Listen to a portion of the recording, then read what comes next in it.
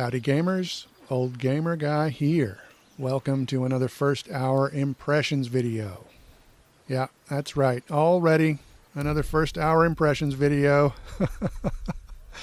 This should tell you why I never seem to get better at the games I play. But never mind that, this is Baldur's Gate 3, if you haven't guessed, and this is an RPG. It uses the Dungeons and Dragons license. I am an old school D&D nerd, so I have been very excited about this game, and so far I am very impressed. I gotta tell you right here at the beginning of the video, I am loving this. It would not surprise me if this wins multiple Game of the Year awards, even though I'm just really barely scratching the surface. I'm gonna go with the balanced difficulty, and this is actually about an hour and a half of footage, but I did not want to include my character creation in that time. But never mind that. We start off in a dark chamber. There is a carving on the wall with what appears to be a mind flayer being worshipped by a crowd of people. There are some pod-like things around the edge of the room and a container in the middle. A mysterious figure enters, and our point of view is also in the room, and we can see that there is another conscious figure in one of the other pods, so we are stuck in one of the pods also. But we observe this mind flayer enter the room. They take this worm-like thing out of the container in the middle, and they proceed to allow it to climb into the eyeball of that other conscious figure, and then oh no, yeah, you guessed it, they're going to do the same thing to us. So yeah, we're off to a great start with this adventure, really positive. The sky's the limit. It's all blue skies and clear sailing from here. We are destined to be the chosen one. We get a short loading screen. But this is D&D, so character creation is a huge part of the process. So I'm going to make myself a custom character, but there are also some preset characters that you can use. I've already met several of these people, so I guess if you choose one of these people as your character, then you will run into other people in the story. I'll be playing as a human, but we have a bunch of other races to choose from. We've got the usual fantasy suspects like the dwarves and the elves, but we also have some D&D specific races like the Githyanki and the tieflings. Those races weren't actually in the game back when I used to play, but they are very cool nonetheless.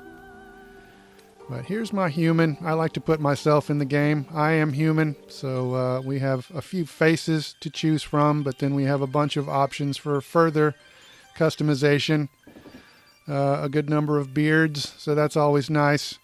There are also a few different genitals. If you want to choose your genitals, you can do that. You can also turn the genitals off if you wish, so never fear. But here is Strum. He's dressed as a druid right now, but the next step will be to choose our class. And once again, this is D&D, so we've got a bunch of classes to choose from.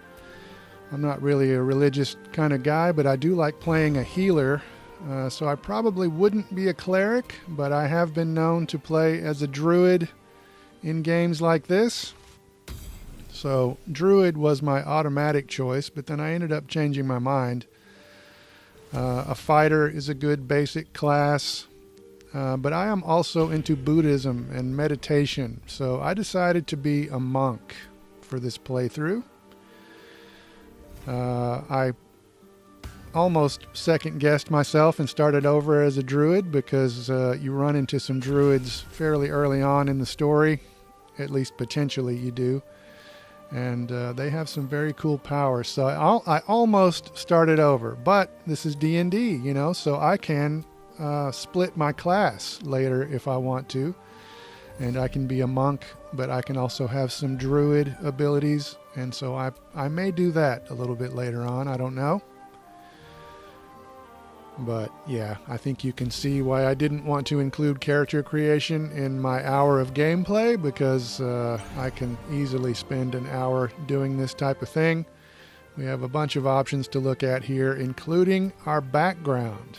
We have 11 backgrounds to choose from, and of course all of this is changing our character in some way. I decided to go with Outlander. And next we have our ability points. All of this is set already according to our previous choices, but we could make some changes if we wanted to. Then we have our list of racial proficiencies. By default, I have a persuasion proficiency. And then there is another list of skills that looks very similar. I'm not sure what this is, so I'm just going to skip over it. But here is Strum. But when we finish creating our main character, we have to create another character. We have to create a guardian. There are not as many options, but we still have a good number of options to mess around with. And it was a happy accident, but my guardian ended up looking sort of like Maggie from The Walking Dead. But never mind that. Let's get back to the story. Our character is still alive, happily. But there are dead mind flayers here and there, so that's mysterious. It turns out we are actually on a mind flayer airship that is about to attack a large city. So yeah, this is why people just generally don't like mind flayers. They're generally hostile. And as this ship moves along, these tentacles disintegrate the citizens, but then they reappear in those pods. So apparently that's what happened to our character. But never mind that. A portal has opened. Dragons have emerged. They start to attack. The Mind Flayer ship teleports away. So hooray, we've escaped. But no, not really, because the portal reappears. The dragons reappear. They are in hot pursuit. And eventually they catch up with the airship. They start doing some heavy damage. The airship manages to teleport away again. But yeah, it's already very, very damaged. The dragons are clearly displeased. You can probably tell that I'm editing these little cinematics.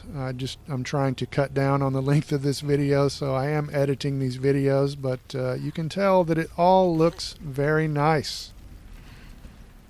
That other figure in the other pod takes a look outside and discovers that we apparently have teleported to a completely different plane of existence. And this place does not look safe exactly. There are flying imps that apparently don't like airships, and so they look like they're about to attack, so that's great. The good times continue to roll. We get a short loading screen here. This is on PS5, by the way, so there aren't very many loading screens, and they aren't very long. Later on, there's a longer one that I'll point out when it happens. But never mind that. Strum is emerging from his pod. I always like it when a game puts my custom character into the cinematics, and we have a ton of that here. But it is time to start exploring these lovely environments. This is the pool that thing came from. The parasite now writhing behind your eye. There's a ton of voice acting in the game, including a narrator, which was a nice surprise for me. But as an RPG, you might expect that there are a lot of dialogues where you make choices. Choices about what to say and what to do. And in D&D, the results of your choices are often determined by rolling a dice. So we can customize our dice just a little bit. I think we only have 3 options. I'm investigating the pool. I have a -1 intelligence modifier, but we succeed anyway. The casing is fragile. The slightest touch could cause it to crumble. Obviously, if I had failed that investigation, I would not have that extra intel, but I still have the option of reaching toward the pool, and me being me, I did just that, and so now I'm injured.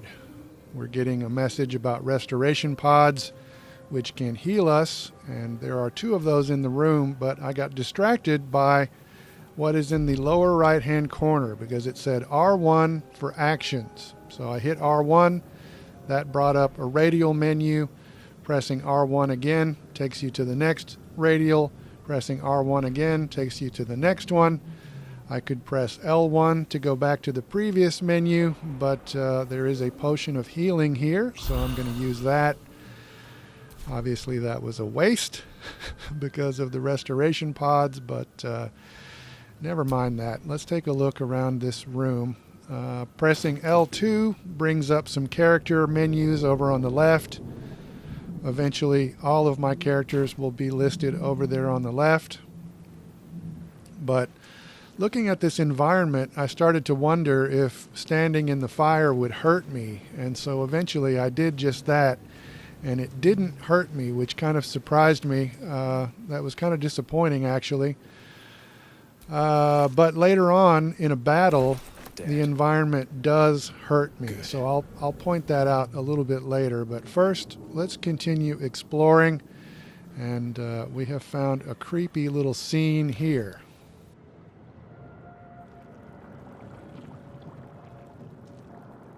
Yes, you've come to save us from this place. From this place you'll free us. The exposed brain quivers in expectation.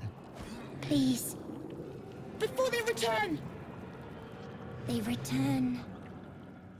So we're having a telepathic conversation with this psionic presence, but we don't really know who or what we're talking to. Remove us from this body. From this case. Free us. Please. Often the success or failure of your choices is tied to your attributes. So I could try to break the skull with my strength here. But I'm going to inspect. We have our intelligence penalty once again, but once again we have a success. You notice edema, a swelling of the brain causing pressure where it strains against the shell of the skull.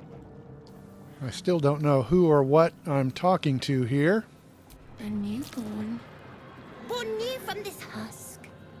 You realize you're talking to an intellect devourer, a minion of the mind flayers who abducted you.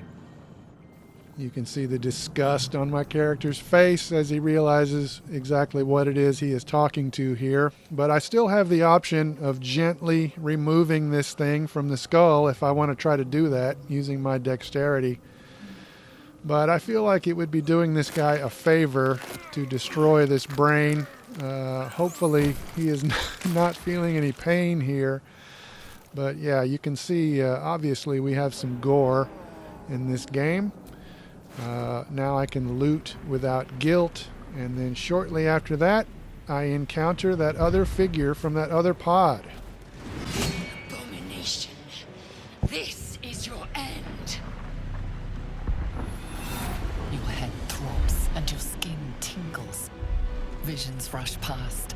A dragon's wing, a silver sword, and a flash of your face seen through the strange woman's eyes. My head. What is this? Skvar. You are no thrall.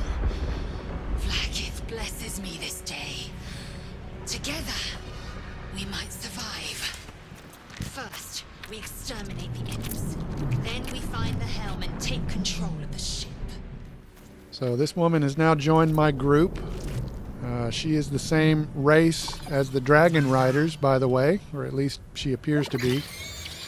But she has a plan. She wants to take control of the ship, and I'm excited to be part of that plan. But we have our first combat of the game right here.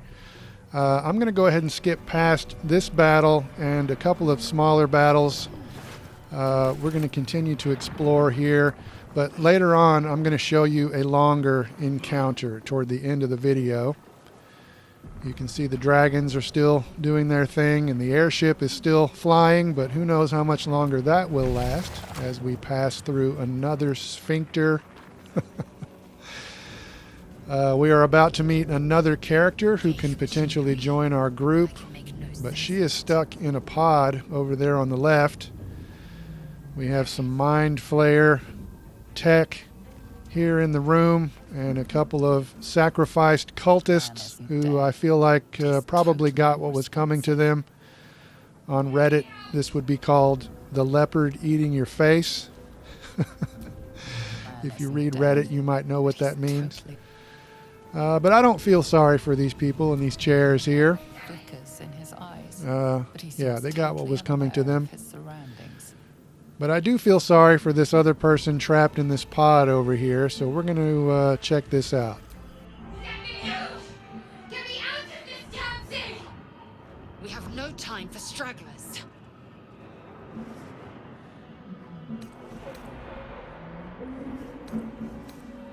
The construction is too alien. Nothing looks familiar. This ship is crashing. Do you intend to die for a stranger?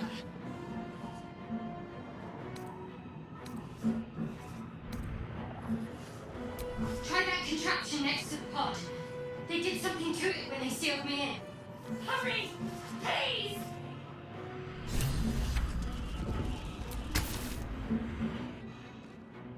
The console appears dormant.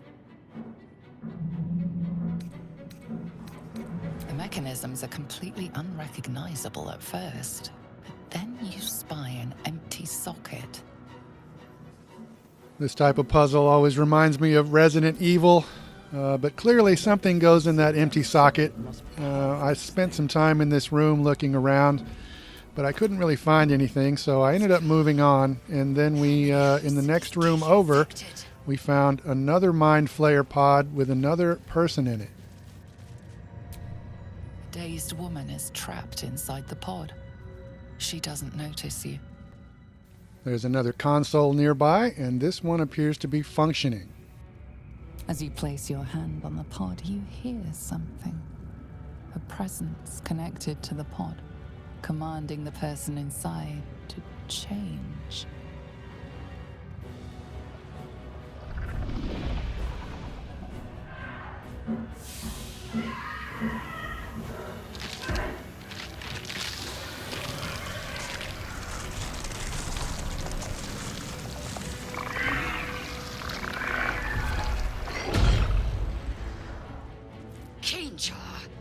Changed at the pull of a lever. How? If we are not purified, this may be our fate. So that's disturbing. We just found out that we might eventually turn into mind flayers ourselves, but luckily I am not so disturbed that I forget to loot. And over here on this nearby dead body, we find the thing that we need to put in that empty socket in the other room. The console appears dormant. The console hums to life. But what is its purpose? Will it free the captive or transform her like that other unfortunate? So I'm going to attempt one more bit of investigation here, and I'm going to use my knowledge of Arcana to take a closer look again. And we're going to roll a dice. I need to roll higher than a 10. I have my -1 intelligence modifier, but that doesn't really matter because I rolled a 4 and we have a failure. Nothing in the appearance of the device betrays its purpose. It could do anything. It could even transform the occupant of the pod, like what happened before.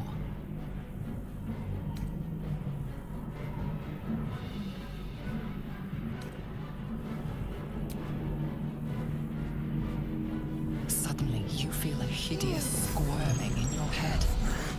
The parasite. Then discomfort fades, and another sensation washes over you. Connection. Authority. So I have a feeling of connection and authority, and my wisdom tells me that I can now will the pod to open. So I only have to roll a 2 or higher, and I have a +2 wisdom modifier, so it's a success, just barely. You feel the biomechanical brain of the console process your command and yield to it. A shiver runs across your mind. You feel sated. Okay, so we open the pod, but unfortunately she is going to face plant on her way out of the pod. So that's kind of sad. But we are going to have her join our group. She's a healer, which is always nice in an RPG. I think it was optional to have her join, whereas the other woman automatically joined me. I'm not sure, but never mind that. Let's pass through another sphincter and take a look at another scene and get into some combat. Clearly the Mind Flayers have a beef with these creatures. They look like tieflings. I'm not sure if they are tieflings. My D&D knowledge is from the 1970s, so I don't know much about tieflings. But never mind that. The Mind Flayer is psychically commanding us to activate the console, which is coincidentally what our plan is anyway. So we're going to try to do that. We're going to have to fight our way there, but those other creatures are fighting with each other, so we don't have to deal with them. We are going to have to get past these imps, though. But take a look at the bottom of the screen, and you'll see action, bonus action, movement, and then Strum also has an extra thing called key because he's a monk. In D&D, there is a thing called initiative, so the game dictates which of your characters goes first, or sometimes the enemies will move first. But we can use up our movement if we want to, and we can use our action and our bonus action if we want to, and then we would hit triangle to end our turn and go to the next character. So I'm going to send Strum up this way.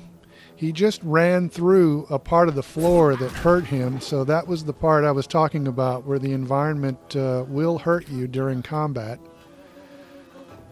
You may have noticed that I moved Strum and I had him attack, and then I ended his turn without actually using his bonus action.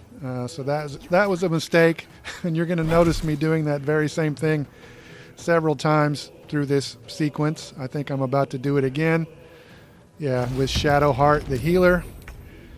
Then the enemies get a turn, and now our other character gets a turn. She has a bow. I should have had her move up a little bit before taking this shot, but I didn't, and she missed. But now I'm going to have her move up, and once again I will skip her bonus action. So yeah, I'm not playing this very intelligently, but that's kind of a trademark of my channel. The enemies are moving, but luckily they are missing a lot of the time. So now I'm actually going to use Strum's bonus action here during his turn. So he has an attack there. We got a kill.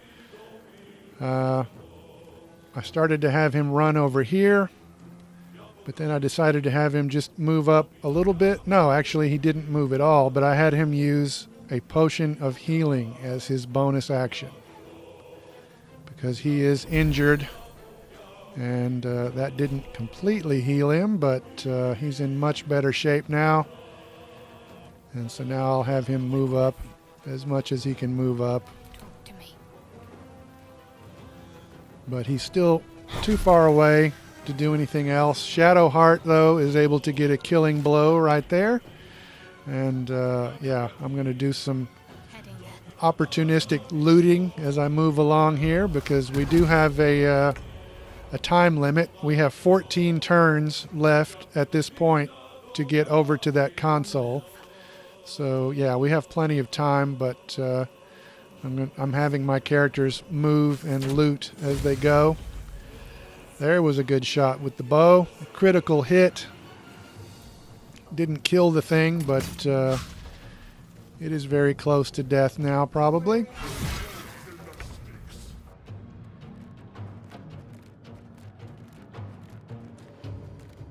all by my hand. There's a weird little glitch right there, so I will take this opportunity to talk about the technical aspects of the game, and I'm not really having any technical problems to speak of. I've noticed some textures popping in here and there.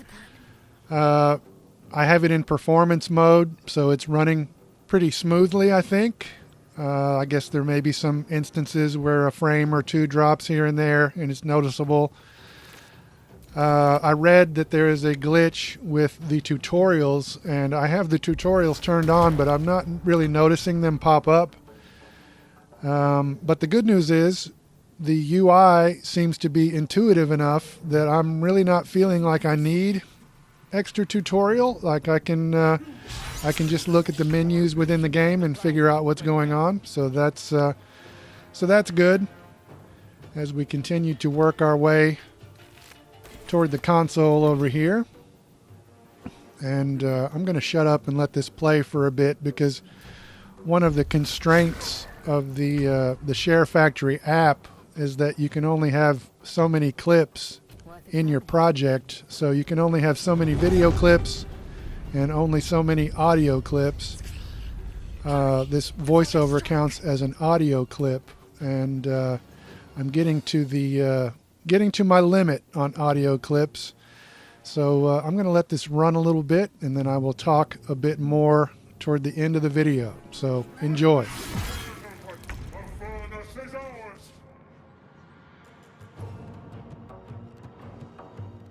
Best be on my way.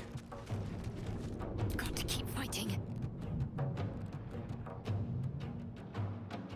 Might as well take a look.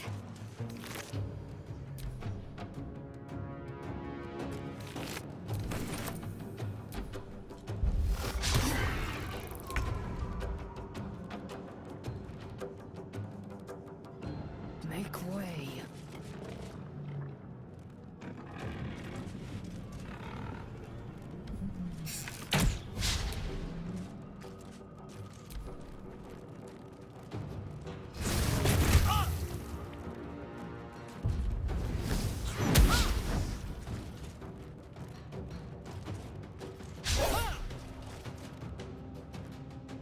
Take this, or Dario will have your head.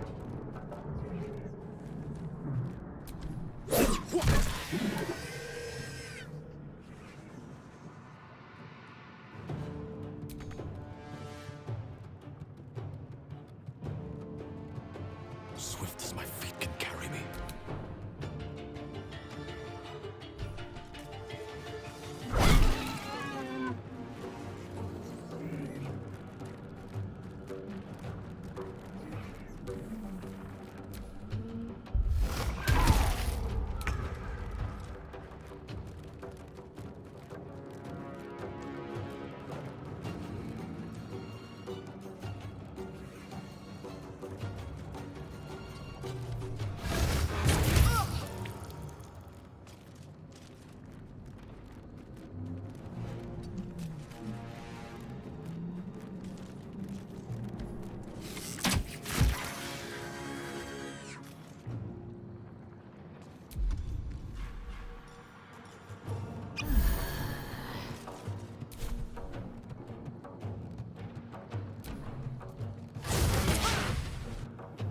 Come a little closer.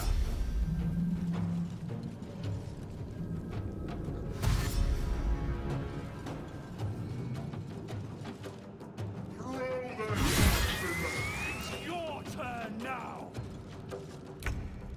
Okay, so we're getting close to the console, but unfortunately the enemy commander has won his battle. So now he is turning his attention to us, and we're automatically in much greater danger. We've got an injured boar right here. But I'm going to have Strum run generally toward the console and do a little looting on the way. Unfortunately, he takes some opportunistic damage as he runs away from the boar. But he loots, and then he has a little bit more movement to use. And now Shadowheart can run over here and finish off the boar with her mace. And then she can run generally toward the console. And then our third character, Lizelle, can also run toward the console. But the commander is in hot pursuit, and there are a couple of other characters on the other side of the room in pursuit. They are using an ability called Dash to cover more ground. My monk also has a Dash ability, and I wish I would have used it, because then he would have run farther, and then he would not be incapacitated right here. So my character has just been incapacitated, but Shadowheart is going to run over there and revive him. And then after she does that, she will have enough movement left in her turn that she can make it over to the console and activate the console. So she's going to be the big hero at the end of the video here. So way to go, Shadowheart. I like her so far. She's still in my group. She activates the console, but then a dragon attacks, knocks her down, but luckily she has done enough that the console can basically activate itself now, and we are going to teleport away once again. And then we get a fairly long loading screen here. This was about 45 seconds or so. And then the airship reappears, and it looks like it is being observed from the ground. These characters look relatively friendly, I guess. But also nearby, apparently, are some goblins. And so they are also running toward the ship. Strum is still on board. He sees a mind flayer just kind of looking at him, which is odd. But then he gets knocked out of the ship. But then he gets saved from hitting the ground by a mysterious magical force. So once again, Strum gets lucky. And yeah, we're getting to the end of my first hour of gameplay here. So I guess I'll repeat myself at this point. I really, really like this. Old school D&D nerd, and I think this is a really, really good representation of D&D. I get the feeling that there are lots of options for every situation. If you think about the objects at hand and your skills and all that, I feel like some of the decisions that I've made already have had a significant impact on what's going on here. But yeah, we are still infected by a mind flayer worm, and so we really need to find a cure. So as we start off to explore this area and try to do just that, yeah, I hope you've enjoyed this video. I don't know what's coming up next on the channel, really. I'll probably be playing this for a while, but for now, as always, thanks for watching.